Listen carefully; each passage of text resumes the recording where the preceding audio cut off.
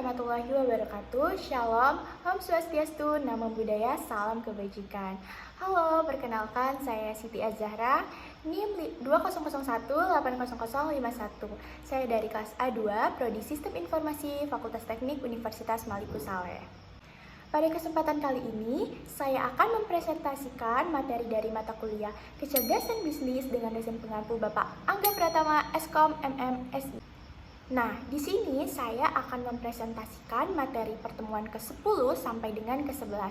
Oke, langsung aja kita ke materinya. Oke, di sini kita akan membahas tentang Pentaho Analysis atau aplikasi Workbench. Apa sih Pentaho itu? Pentaho adalah kumpulan aplikasi bisnis intelijen yang berkembang dengan pesat dan bersifat free open source software yang berjalan di atas platform Java. Aplikasi-aplikasi Pentaho dikembangkan oleh Pentaho Corps yang berpusat di Orlando, Amerika Serikat.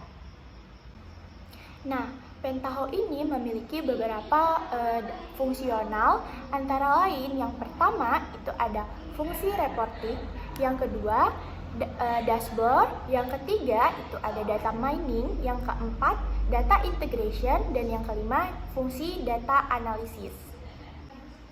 Oke, di sini kita akan bahas satu persatu dari fungsi Pentaho itu ya. Yang pertama itu tadi ada fungsi reporting. Nah, fungsi reporting ini di sini kita bisa melihat report dari data yang kita miliki. Pentaho report ini ada dua macam, yaitu report yang bersifat terjadwal atau terschedule, atau yang sifatnya on demand. Ada beragam format yang bisa digunakan dalam report ini, seperti PDF, HTML, XLS, dan teks. Oke, di sini kita akan bahas satu persatu dari fungsi Pentaho itu ya. Yang pertama itu tadi ada fungsi reporting. Nah, fungsi reporting ini di sini kita bisa melihat report dari data yang kita miliki. Pentaho report ini ada dua macam, yaitu report yang bersifat terjadwal atau terschedule, atau yang sifatnya on demand. Ada beragam format yang bisa digunakan dalam report ini, seperti PDF, HTML, XLS, dan teks. Pentaho reporting ini dibuat berdasarkan G-Free Report Project. Oke, selanjutnya yang kedua itu dashboard.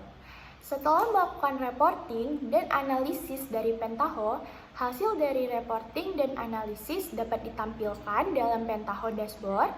Jadi, cukup dengan melihat dashboard, kita bisa mengetahui semua info yang kita inginkan di dashboard. Juga melihat apa yang telah kita kerjakan. Oke, selanjutnya yang kedua itu dashboard. Setelah melakukan reporting dan analisis dari Pentaho, hasil dari reporting dan analisis dapat ditampilkan dalam Pentaho dashboard.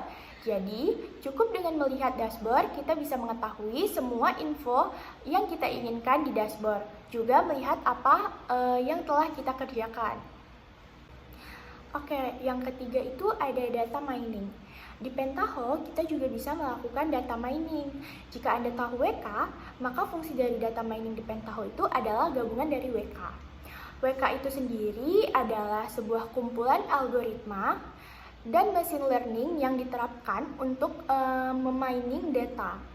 Algoritma tersebut dikombinasikan dengan teknologi OLTP, yaitu Online Analytical Processing. Tools data mining ini digunakan untuk menganalisis data yang sifatnya historical sehingga bisa dibuat suatu model yang bersifat prediktif. Lanjut, yang keempat itu ada data integration. Data integration di Pentaho dikenal dengan sebutan Kettle atau Spoons. Kettle dan Spoons ini adalah tools ETL yang memiliki tampilan antarmuka untuk mendesain job yang sifatnya fleksibel untuk pemrosesan data. Lanjut, yang keempat itu ada data integration. Data integration di Pentaho dikenal dengan sebutan Kettle atau Spoons. Kettle dan Spoons ini adalah tools ETL yang memiliki tampilan antarmuka untuk mendesain job yang sifatnya fleksibel untuk pemrosesan data. Oke, sekarang yang terakhir itu ada fungsi analisis atau skema workbench. Pentaho juga dapat digunakan untuk melakukan analisis data. Data yang kita miliki dapat ditampilkan dengan semenarik mungkin dalam berbagai bentuk seperti pivot table, dashboard yang terintegrasi, portal, dan workflow. Di Pentaho juga ada spreadsheet service, sehingga kita dapat melakukan browsing, melihat grafik jauh ke dalam data yang bentuknya Microsoft Excel. Layanan analisis di Pentaho dibuat berdasarkan Mondrian OLTP, yaitu sebuah open source OLTP server. Oke, tadi di fungsi yang kelima kita ada menyebutkan Mondrian. Apa sih itu Mondrian? Mondrian merupakan OLTP server yang berjalan di atas platform Java yang bersifat free open source dan telah digunakan di berbagai framework business intelligence seperti Pentaho. Mondrian ini dikenal juga dengan Pentaho Analysis. Oke, di sini saya akan menunjukkan skema arsitektur Mondrian. Bisa kalian lihat di atas ini contoh arsitekturnya. Nah, skema Mondrian ini merupakan suatu file teks XML yang mendefinisikan model logis dari kub, hierarchies, levels, member, dan pemetaan dari model ini ke tabel fisik database relasional. Tabel-tabel fisik yang merupakan sumber data biasanya menggunakan pemodelan star schema, di mana suatu tabel fisik dikelilingi oleh beberapa tabel dimensi tanpa percabangan lebih lanjut. Nah, skema Mondrian ini merupakan suatu file teks XML yang mendefinisikan model logis dari kub, hierarchies, levels, member, dan pemetaan dari model ini ke tabel fisik database relasional.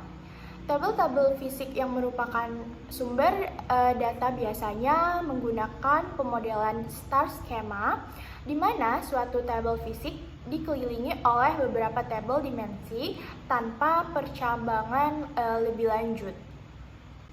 Oke, selanjutnya kita juga tadi ada membahas tentang OLTP atau yang disebut juga dengan Online Analytical Processing. Oke, kita akan membahas. Setelah melakukan reporting, selanjutnya kita akan membuat sebuah OLTP yang biasanya digunakan sebagai analisis dalam bisnis, khususnya dalam pelaporan. OLTP adalah aplikasi analytical dengan kemampuan pivot menyerupai spreadsheet. OLTP merupakan komponen penting dari aplikasi business intelligence atau biasa disingkat dengan BI. Perbedaan OLTP dengan spreadsheet adalah OLTP dirancang khusus untuk mampu menangani data dengan jumlah besar serta memiliki rumus analisis yang jauh lebih lengkap. Data aplikasi OLTP biasanya merupakan aplikasi client server. Arsitektur OLTP. OLTP server menggunakan buffer atau cache yang sifatnya temporer ataupun permanen. Buffer inilah yang akan menentukan jenis OLTP. Selain itu, walaupun skema infrastruktur di sisi kanan gambar memungkinkan, ini sangat tidak disarankan dengan alasan performa dan kendala perancangan kub yang lebih kompleks. Arsitektur OLTP. OLTP server menggunakan buffer atau cache yang sifatnya temporer ataupun permanen. Buffer inilah yang akan menentukan jenis OLTP. Selain itu, walaupun skema infrastruktur di sisi kanan gambar memungkinkan, ini sangat tidak disarankan dengan alasan performa dan kendala perancangan kub yang lebih kompleks. Oke, di sini saya akan menampilkan ada dua jenis arsitektur OLTP. Bisa kita lihat. OLTP ini memiliki tiga jenis. Yang pertama itu ada rollup, yang kepanjangannya adalah Relational OLTP. Yang kedua, MOLAP, Multi-Dimensional OLTP. Yang ketiga itu ada HOLAP, Hybrid OLTP. OLTP ini memiliki tiga jenis. Yang pertama itu ada rollup, yang kepanjangannya adalah Relational OLTP. Yang kedua, MOLAP, Multi-Dimensional OLTP. Yang ketiga itu ada HOLAP, Hybrid OLTP. Oke, kita akan bahas satu persatu. Yang pertama itu dari rollup atau Relational OLTP.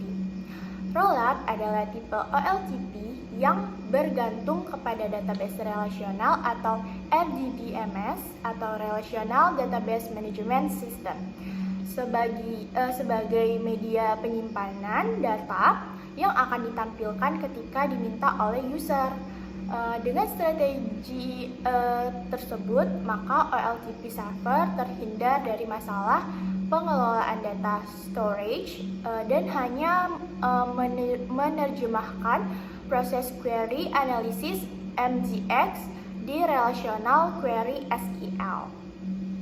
Oke, di sini saya akan menaruh skema dari kerja rollup. Bisa lihat di sini. Oke, cara kerja dari relational OLTP ini yang pertama, OLTP client mengirimkan query analisis ke OLTP server. Lanjut, OLTP server akan melakukan pemeriksaan dicek apakah sudah bisa melayani permintaan query dari klien tersebut. Jika sudah, akan dikirimkan. Selanjutnya, jika pada cek belum terdapat data yang diminta, akan dilakukan query SQL ke data mart dan hasil eksekusinya disimpan di cache dan dikirimkan kepada klien. Cache yang akan disimpan selama periode waktu tertentu dan akan dibersihkan total jika server dimatikan. Oke, selanjutnya ada MOLAP, Multi-Dimensional OLTP. MOLAP adalah tipe OLTP yang memiliki storage atau database tersendiri yang isinya merupakan agregasi pre-komputer. Storage ini berupa format yang hanya dikenali oleh MOLAP server tersebut yang telah khusus dioptimalkan untuk menggunakan oleh aplikasi tersebut. Oke, selanjutnya yang terakhir itu ada HOLAP atau Hybrid OLTP. HOLAP hadir untuk mengatasi kelemahan dari kedua jenis OLTP di atas atau OLTP sebelumnya, yaitu kelemahannya itu performa dari rollup dan keterbatasan storage di MOLAP. Jadi, HOLAP merupakan kombinasi atau jalan tengah antara keduanya, di mana pada HOLAP sebagian data akan disimpan di database relasional dan sebagian di database internal. Yang disimpan pada storage HOLAP adalah data untuk beberapa level teratas, sedangkan untuk level yang lebih rendah atau lebih rinci akan disimpan di database relasional. Ilustrasi dari penjelasan tersebut bisa dilihat pada gambar di sini. Kalian bisa melihat di sini ada storage internal like MOLAP dan storage relational database like rollup. Oke, itu saja video presentasi saya kali ini. Lebih dan kurangnya saya mohon maaf. Maaf juga jika ada kesalahan kata atau penyebutan. Semoga video ini bermanfaat bagi orang-orang yang menonton. Saya akhiri. Wassalamualaikum warahmatullahi wabarakatuh. Dadah!